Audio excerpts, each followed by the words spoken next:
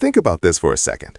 While you're sitting there saving every penny and waiting for the housing market to finally collapse, a select group of people is quietly positioning themselves to own everything by 2027.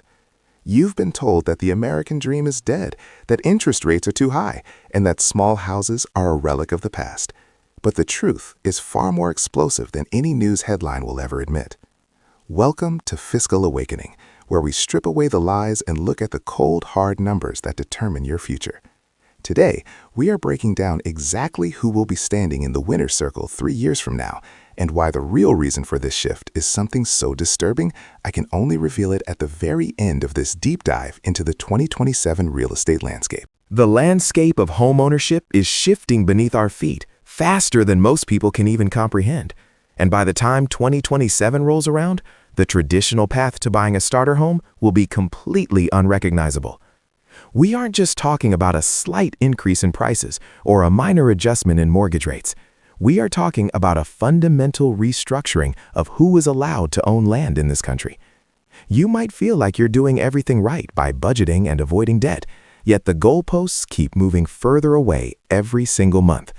It feels like a rigged game, because in many ways, it actually is. However, there is a silver lining for those who know how to read the signals before the noise becomes deafening. We're going to explore the hidden forces driving this scarcity and show you how to navigate the chaos ahead effectively. Let's talk about the massive elephant in the room that no one wants to address, the institutional takeover of the small home market. Massive hedge funds and private equity firms are not looking at luxury mansions. They are hunting for the exact same 3-bedroom, 2-bathroom bungalows that you are dreaming of. These entities have billions in cash and can close deals in days, often bypassing the traditional mortgage process entirely. By 2027, these corporate landlords will have consolidated so much of the entry-level inventory that the small house will become a premium asset rather than an affordable starting point. You're competing against algorithms and bottomless pockets, which means your strategy has to evolve beyond just checking Zillow every morning. If you think the current competition is fierce, just wait until the supply of available small homes shrinks by another 20% over the next few years. Another major factor people overlook is the builder's dilemma, which is creating a massive vacuum in the market for small homes. For a developer, the cost of land, permits, and raw materials is relatively fixed regardless of the size of the house they build on a lot. This means that building a 1,500 square foot starter home offers much tighter profit margins compared to a 4,000 square foot luxury estate. Consequently, new construction has skewed toward high-end properties for a decade, leaving a massive hole where the missing middle used to be. By 2027, the scarcity of newly built small homes will reach a breaking point, making existing older homes more valuable than ever before. If you aren't looking at the inventory gap through the lens of developer profitability, you are missing the primary reason why prices for small houses simply refuse to drop significantly. Now, consider the silver tsunami that everyone promised would save the market, which is actually turning out to be more of a silver trickle. The theory was that millions of baby boomers would downsize, flooding the market with larger homes and buying up smaller ones, or simply moving into assisted living. Instead, we are seeing a massive trend of aging in place, where older generations are holding on to their low interest rate mortgages and refusing to sell. This creates a double-edged sword. The large family homes aren't hitting the market, and the few small homes that do exist are being fought over by both 20-somethings and 70-somethings. By 2027, this generational gridlock will reach its peak, creating a housing bottleneck that will reward the fastest and most aggressive buyers while leaving the cautious wait-and-see crowd completely in the dust. We also have to discuss the interest rate lock-in effect, which is a psychological and financial cage for millions of current homeowners. Most people who bought or refinanced between 2020 and 2022 are sitting on mortgage rates between 2 and 4%. If they were to sell their small home today and move into a similar one, their monthly payment would nearly double because of current rates. This has effectively removed millions of move-up buyers from the market, meaning the typical cycle of people selling their small starter homes to buy bigger ones has completely stalled.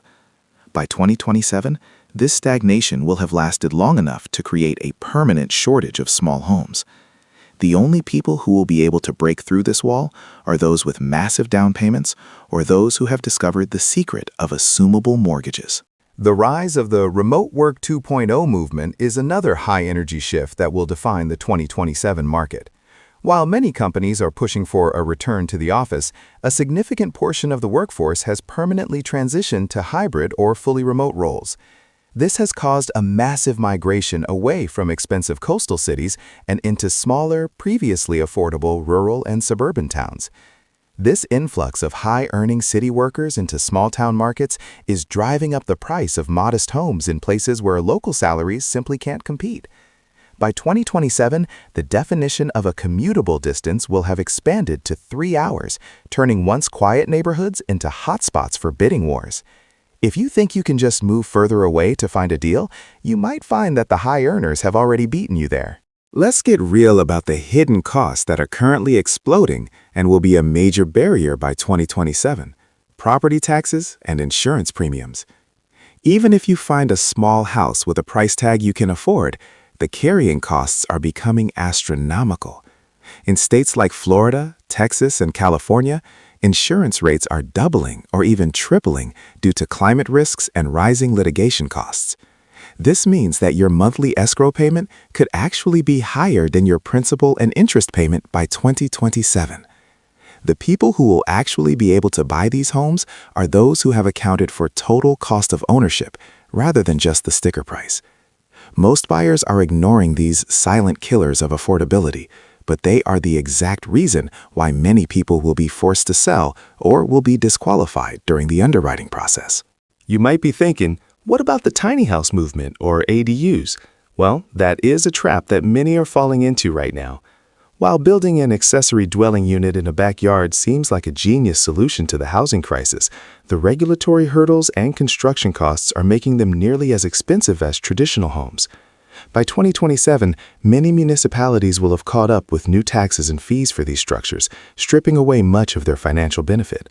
Furthermore, the resale market for non-traditional housing is incredibly volatile and difficult to finance through standard lenders. The winners in 2027 won't be those living in shipping containers or sheds. They will be the ones who secure traditional, small-footprint real estate that carries long-term equity and land value. Don't let the minimalist aesthetic distract you from the reality of property ownership. We are also seeing a massive shift in how credit and lending work, which will reach a fever pitch by 2027. Traditional FICO scores are being supplemented by new alternative data points, including your rent payment history, utility bills, and even your social media presence in some extreme experimental models. The people who will be able to buy a small house in 2027 are those who are building a holistic financial profile today. If you are just focusing on a high credit score but have a high debt-to-income ratio or inconsistent gig economy income, you will be flagged as high risk by the increasingly sophisticated AI algorithms used by banks. The 2027 buyer must be more than just qualified on paper. They must be optimized for a digital lending environment that prizes stability above almost everything else in this economy. Let's dive into the shadow inventory mystery that most people aren't even aware exists. There are hundreds of thousands of homes currently tied up in legal limbo, probate, or being held off market by banks who don't want to flood the supply and lower prices. By 2027, a significant portion of these homes will finally be released, but they won't hit the public MLS where you can easily find them.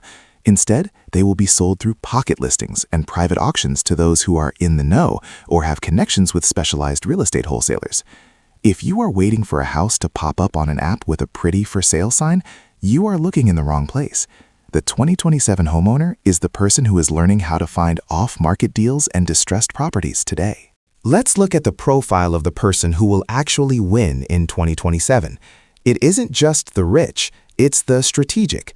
This is the person who is using creative financing, such as seller financing or subject-to deals, where they take over someone else's low-interest mortgage. By 2027, these non-traditional methods will be the primary way that middle-class people acquire property. If you are only looking at 30-year fixed-rate mortgages from big banks, you are fighting with one hand tied behind your back. The successful 2027 buyer is currently studying real estate law and creative acquisition strategies. They are looking for tired landlords who want to exit the market and are willing to cut a deal that benefits both parties. This level of financial education is what separates the homeowners from the permanent tenants in the new economy. There's a psychological warfare happening right now that is designed to keep you in the renter class forever. Every day, you are bombarded with news stories telling you that it is cheaper to rent than to buy. And while that might be true on a month-to-month basis in the short term, it ignores the massive wealth-building power of equity and appreciation. By 2027, those who chose to wait for a better time will realize that their rent has increased by another 25%, while the price of the home they wanted has also climbed. The only people who will successfully buy a small house are those who have the courage to ignore the doom scrolling and realize that time in the market always beats timing the market. You have to be willing to be uncomfortable now to be secure later. Another massive factor is the energy independence of a home, which will be a huge selling point by 2027. As utility costs soar due to an aging power grid and rising fuel prices, small homes that are net zero or have solar and battery backups will command a massive premium. The buyers who can afford these homes will be those who recognize that a smaller house is easier and cheaper to make energy efficient. In 2027, a small house isn't just a place to live, it's a hedge against inflation and rising resource costs. If you are looking for a massive mansion, you are looking at a massive liability. The smart money is moving into high-efficiency, small-footprint living because it offers the ultimate level of financial freedom and resilience in an increasingly unpredictable and expensive world. The role of technology in smart cities cannot be ignored either. By 2027, certain geographic areas will be designated as high-growth tech hubs, where even a tiny cottage will cost as much as a suburban mansion does today. The people who will be able to buy in these areas are those who are getting in early now, before the infrastructure is fully built out. You have to look at where the fiber optic cables are being laid and where the new semiconductor plants are being constructed. If you follow the path of industrial and technological investment, you will find the small houses that will explode in value over the next 3 years. The 2027 buyer is a speculator in the best sense of the word, someone who sees the future value where others only see a rundown neighborhood. We also have to address the foreign investment factor that continues to put pressure on the small home market. Despite various attempts at regulation, international capital still views American residential real estate as the safest savings account in the world. By 2027, we will see even more global investors parking their wealth in American starter homes, further squeezing the local supply. This means the 2027 buyer is not just competing with their neighbor, they are competing with a doctor in London or a businessman in Tokyo. To win this battle, you must have your finances in strike-ready condition. This means having a pre-approval that is as good as cash and being willing to waive certain contingencies that traditional buyers are too afraid to let go of in a competitive market. Now we are getting close to that disturbing secret I promised you at the beginning. But first, think about the debt-to-asset ratio of the average American. Most people are loaded with bad debt, car loans, credit cards, and student loans that will completely disqualify them from the 2027 housing market.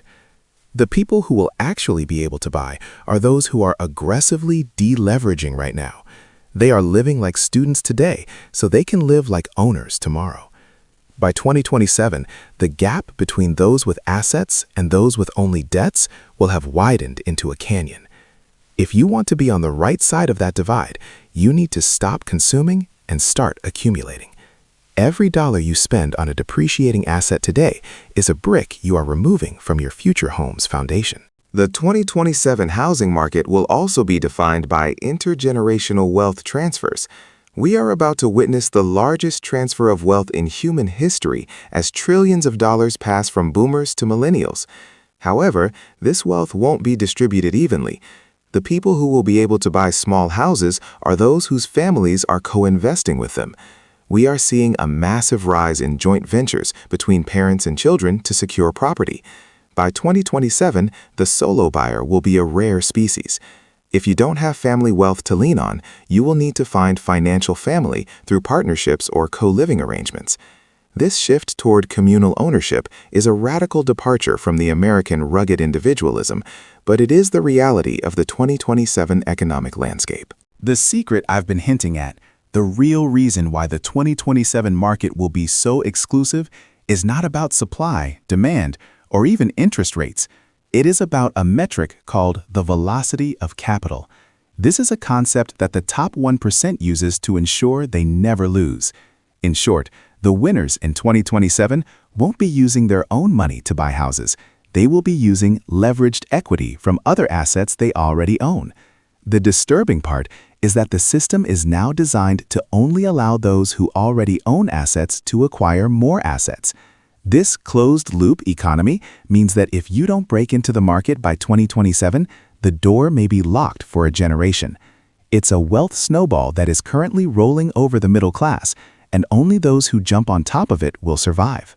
So who will actually be able to buy a small house in 2027? It is the person who is watching this right now and realizes that the old rules are dead. It is the person who is learning creative financing, deleveraging their life, looking for off-market deals, and understanding that a home is a strategic asset, not just a place to sleep. The fiscal awakening is realizing that you are in a race against time and institutional capital. You have to be faster, smarter, and more disciplined than the crowd. The 2027 market will be brutal for the unprepared, but it will be a land of opportunity for those who have the fiscal awakening today. The question isn't whether the houses will be there. The question is whether you will be the one holding the keys or the one paying the rent. If you are ready to stop being a spectator and start becoming a player in this new economy, you need to stay ahead of the curve. The world is changing fast, and the mainstream advice will only lead you into the trap we just discussed. If you want to be part of the 1% who actually understands the mechanics of wealth and survives the coming housing shift, you know exactly which button to click. Join the Fiscal Awakening community by hitting subscribe, and let's navigate this financial storm together. Don't let 2027 catch you off guard. Start building your path to ownership today before the window of opportunity slams shut forever. Your future self will either thank you for the action you take right now or regret the silence of your indecision. The choice is yours.